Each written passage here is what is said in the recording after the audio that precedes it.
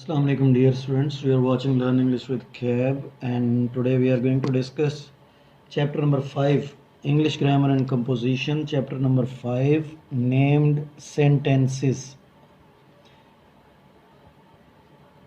यानी कि आज का हमारा जो टॉपिक है वो सेंटेंसेस से रिलेटेड है।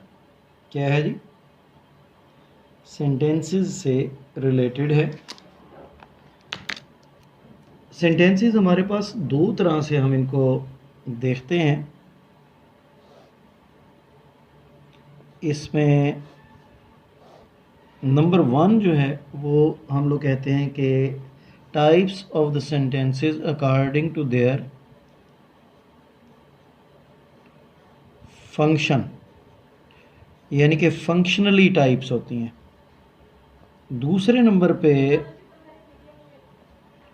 we see the types of the sentences according to their structure. My dear students, keep in your mind that according to function अगर हम बात करते हैं तो हमारे पास डेक्लरेटिव सेंटेंसेस होते हैं। बड़ा सिंपली मैं यहाँ पे आपको बता दूँ,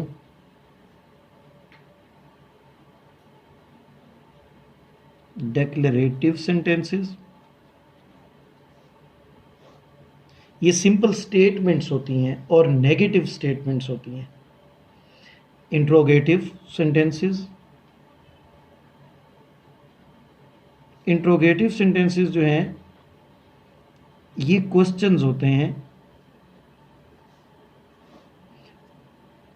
इम्पेरेटिव सेंटेंसेस, इम्पेरेटिव सेंटेंसेस जो हैं ये कमांड हो सकती है, रिक्वेस्ट हो सकती है, सजेशन वगैरह। एक्सक्लेमेटरी सेंटेंसेस,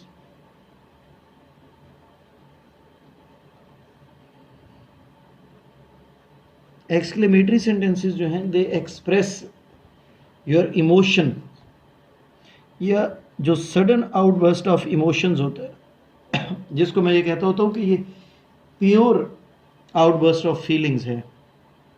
ठीक है जी। जब हम इम्पेरेटिव सेंटेंसेस की बात कर रहे थे तो मैंने आपको बताया कि ये रिक्वेस्ट हो सकती है, ऑर्डर हो सकता है, इंस्ट्रक्शन हो सकती है।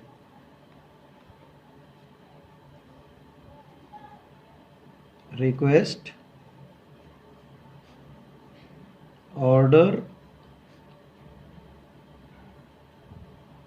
और इंस्ट्रक्शन।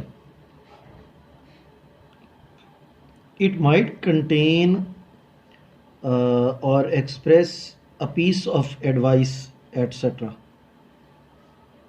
ठीक है जी। लेकिन एक्सक्लेमेटरी सेंटेंस जो है, as I told you people, के इट एक्सप्रेसेस इमोशंस और ends with an exclamatory, ends with exclamation mark. ठीक है जी। अच्छा, डेक्लरेटिव्स की हमने बात की थी, मैं फिर यहाँ पे रिपीट कर रहा हूँ कि डेक्लरेटिव सेंटेंसेस जो हैं वो सिंपल, मैंने आपको कहा था कि ये एक आप कह लें कि इंफॉर्मेशन होती है, स्टेटमेंट होती है, और ये स्टेटमेंट जो है नेगेटिव भी हो सकती है और पॉजिटिव भी हो सकती है। जबकि इंट्रोगेटिव जो हैं ये क्वेश्चंस होते हैं। ये क्या होते हैं? क्वेश्चंस होते हैं। इसके बाद हमारे पास लास्ट टाइप होती है ऑप्टेटिव सेंटेंसेस की। क्या होती है जी? Optative.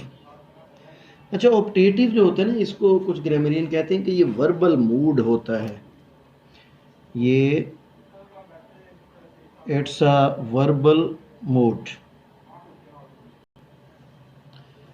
it's a verbal mood। और ये जो वर्बल मूड होता है इसमें भी आप लोग कह लें कि कोई विश होती है, डिज़ायर होती है, विश, डिज़ायर, कोई प्रेफरेंस हो सकती है, ठीक है जी। तो ये हमारे पास टोटल 5 टाइप्स हैं, functional types of the sentences. 1 2 3 4 and 5। अच्छा, इसमें मैं अब आपको बड़ा सिंपली एक बता दूं कि डिक्लेरेटिव जो है ये सिंपल स्टेटमेंट होगी, नेगेटिव हो सकती है, पॉजिटिव हो सकती है। ठीक है जी। जैसे they are living for Lahore, we are studying the English language, we are not listening to you. ये सिंपल स्टेटमेंट्स हैं, नेगेटिव और positive. They are known as declarative. Interrogative की बात करते हैं तो इसमें क्वेश्चंस होते हैं, जैसे if I say are you living for Lahore, are you listening to me, ये डायरेक्ट क्वेश्चंस होते हैं। ठीक है जी। इम्पेरेटिव्स जो हैं ये मैंने आपको कहा कि सजेशंस हैं, इंस्ट्रक्शंस हैं, ऑर्डर है, रिक्वेस्ट है, एडवाइस हो सकती है। जैसे हम कहते हैं गेट आउट, तो it's an order. Stand up, it's a suggestion. इसी तरह से if I say that please give me the pen, तो रिक्वेस्ट है। लेंड मी दिस बुक, तो रिक्वेस्ट है। ठीक है जी।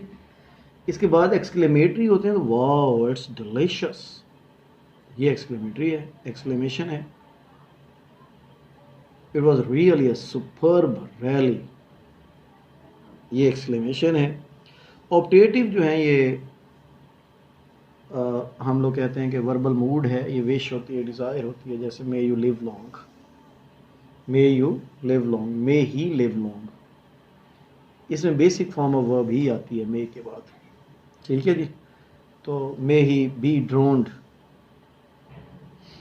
मे he be drowned in a pool. ठीक है जी। तो ये भी हो सकता है, मतलब इसमें कर्स भी हो सकता है, प्रे भी होती है और कर्स भी होता है। डिजायर और विश में ना प्रे भी हो सकती है और कर्स भी हो सकती है। इसके बाद अब आप आ जाएं जी इसके स्ट्रक्चरल टाइप्स पे।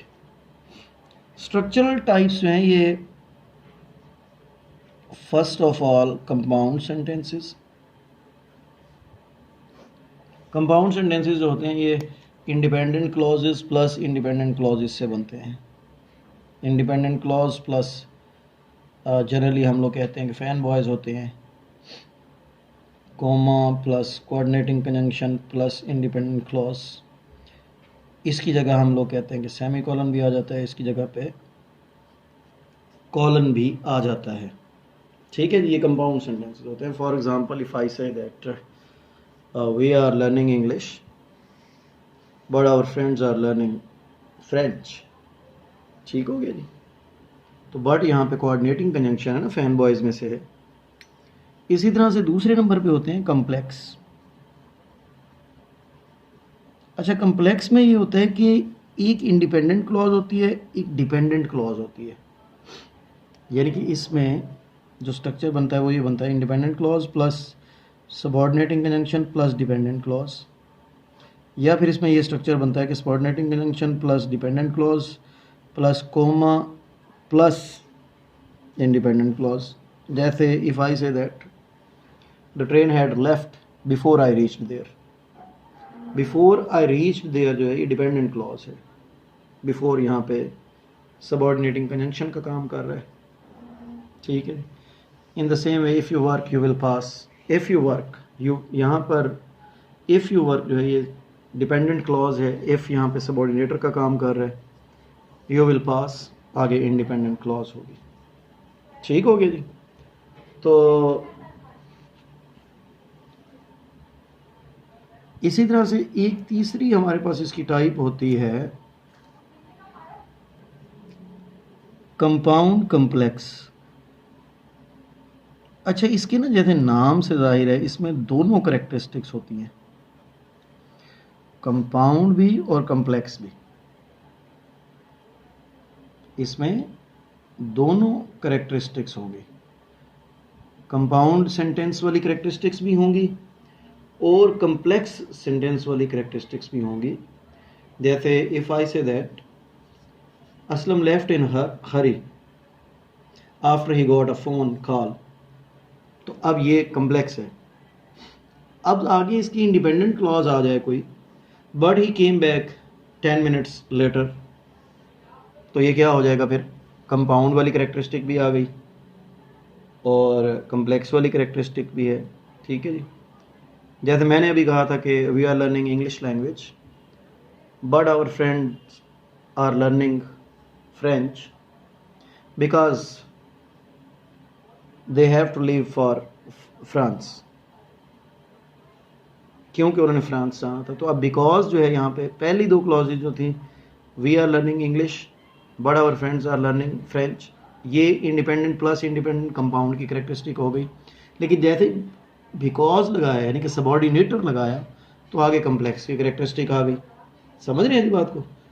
तो ये फिर कंपाउंड कम्प्लेक्स हो गए। अच्छा, इसके बाद हमारे पास एक सिंपली आप कह लें कि टाइप जो सिंपल सेंटेंसेस होते हैं, ये मुझे सबसे पहले बताना चाहिए था लेकिन मैं आपको एंड में बता रहा हूँ जानबूझ के। इसके बारे में आप लोगों को आइडिया होता है। ये सिंपल सेंटेंस जो है एक सिंपल क्लॉज पर मबनी होता है। इसमें पंक्चुएशन के रूल्स अप्लाई होते हैं, यानी कि कैपिटलाइजेशन और at the end full stop. ठीक है जी। जैसे if I say that I am teaching the English language, तो ये एक सिंपल सेंटेंस है। We are learning how to drive the car, तो ये एक सिंपल सेंटेंस है। और माई मदर टॉट मी, ये एक सिंपल सेंटेंस है। ठीक है जी। तो सिंपल सेंटेंस में हमारे पास कितनी टाइप्स बनी थी? नंबर 1, नंबर 2, नंबर 3 और ये नंबर 4। यानी कि हमारे पास अगर हम बात करते हैं सेंटेंसेस की, तो sentences are divided into 2 categories. Number 1 are the functional. Functional में हमने कहा कि declarative, interrogative, imperative, exclamatory and optative 5 types हैं।